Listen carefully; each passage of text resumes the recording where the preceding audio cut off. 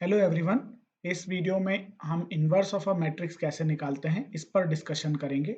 But उसके पहले हम कुछ पॉइंट्स डिस्कस कर लें कि इनवर्स ऑफ अ मैट्रिक्स कैसे निकलता है एंड देन एक एग्जांपल के यूज करके हम इनवर्स निकालने की कोशिश करेंगे। तो the inverse of only a square matrix can be calculated if A is a square matrix, then its inverse is given by A inverse is equal to adjoint of A divided by determinant of A, where adjoint of A is the transpose of cofactor matrix of A.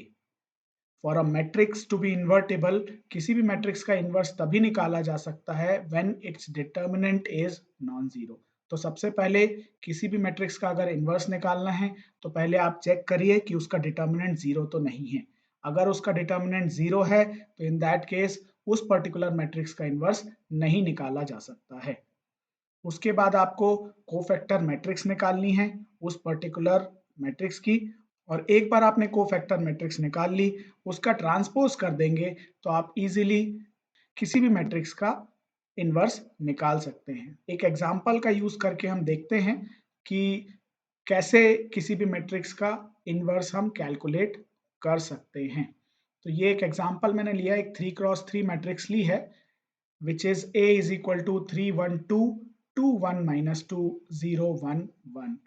इसका determinant आप पहले निकाल कर देख लीजिए। इसका determinant आएगा 11। By the way, अगर आपको डिटर्मिनेंट किसी मैट्रिक्स का निकालते नहीं बनता है तो मैंने उसके लिए सेपरेट वीडियो बनाया हुआ है जिसमें मैंने माइनर्स कैसे निकालते हैं किसी मैट्रिक्स के वो डिस्कस किया है, कोफैक्टर्स कैसे निकालते हैं वो डिस्कस किया है, और कोफैक्टर्स का यूज करके डिटर्मिनेंट कैसे निकालते हैं वो भी डिस्कस किया हुआ है। उस वीडियो की जो लिंक है वो मैं इस वीडियो के डिस्क्रिप्शन में शेयर कर दूंगा, आप चाहें तो वो जाकर पहले देख सकते हैं सो दैट आपको डिटर्मिनेंट निकालने में और कोफैक्टर निकालने में कोई दिक्कत ना हो। तो इस पर्टिकुलर मैट्रिक्स का अगर हम डिटर्मिनेंट निकालेंगे तो वो मिलेगा 11 विच इज नॉन जीरो, मतलब इस पर्टिकुलर मैट्रिक्स का इनवर्स निकालना पॉसिबल है। तो अब हम कोफैक्टर मैट्रिक्स निकालने की कोशिश करते हैं। किसी भी मैट्रिक्स की कोफैक्टर मैट्रिक्स हम कैसे निकाल सकते हैं? कोफैक्टर मैट्रिक्स मतलब एक एक एलिमेंट के लिए आप कोफैक्टर निकालें और उसकी जगह सब्स्टिट्यूट कर दें, तो that will give you the cofactor matrix of that particular matrix. For example इस पर्टिकुलर मैट्रिक्स के लिए अगर अलग अलग एलिमेंट्स, जैसे ये 3 के लिए जो कोफैक्टर निकलेगा that will be denoted by C11 and it will be equal to 3। Similarly जो सेकेंड एलिमेंट है 1, उसके लिए जो कोफैक्टर निकलेगा that will be denoted by C12 and it will be equal to -1 raise to the power उसका row number plus उसका column number multiplied by the determinant of these 4 elements 1 2 3 and 4।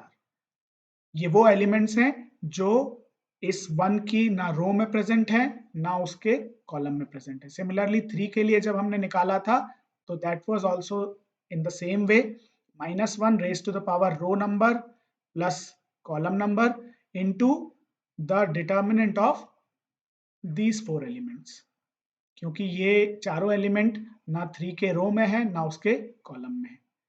ठीक है, तो जब आप इस तरीके से हर एक एलिमेंट के लिए कोफैक्टर्स कैलकुलेट कर लेंगे और उन्हीं की जगह सब्स्टिट्यूट कर देंगे तो you will get the cofactor matrix something like this. और इसका जब आप ट्रांसपोज करेंगे, ट्रांसपोज का क्या मीनिंग है, जो अभी रोज हैं, जैसे ये फर्स्ट रो है इसको आप फर्स्ट कॉलम बना दीजिए, ये सेकेंड रो है इसको सेकेंड कॉलम बना दीजिए, ये थर्ड रो है इसको थर्ड कॉलम बना दीजिए, तो you will get the transpose of this particular matrix and that will be equal to the adjoint of A, which is this। अब इस adjoint of A को आप डिवाइड कर दीजिए, जो हमने ऊपर डिटर्मिनेंट निकाला था इस पर्टिकुलर मैट्रिक्स का, तो you will get the inverse of that particular matrix A inverse। तो this is how आप किसी भी मैट्रिक्स का इनवर्स इजीली कैलकुलेट कर सकते हैं। मैं दोबारा आपको बता दूं कि कोफैक्टर और डिटर्मिनेंट निकालने में आपको कोई दिक्कत होती है तो आप इस वीडियो की डिस्क्रिप्शन में जो लिंक है उसमें जाकर डिटेल में कोफैक्टर निकालना और डिटर्मिनेंट निकालना सीख सकते हैं। तो इस वीडियो के लिए बस इतना ही। अगर आपको किसी भी दूसरे टॉपिक में कोई डाउट हो या आप चाहते हो कि मैं उस टॉपिक पर वीडियो बनाऊं, तो प्लीज़ कमेंट में मेंशन कर दीजिए। मुझे जब भी टाइम मिलेगा तो मैं आपके लिए वो वीडियो बनाकर अपलोड कर दूंगा। Thank you very much.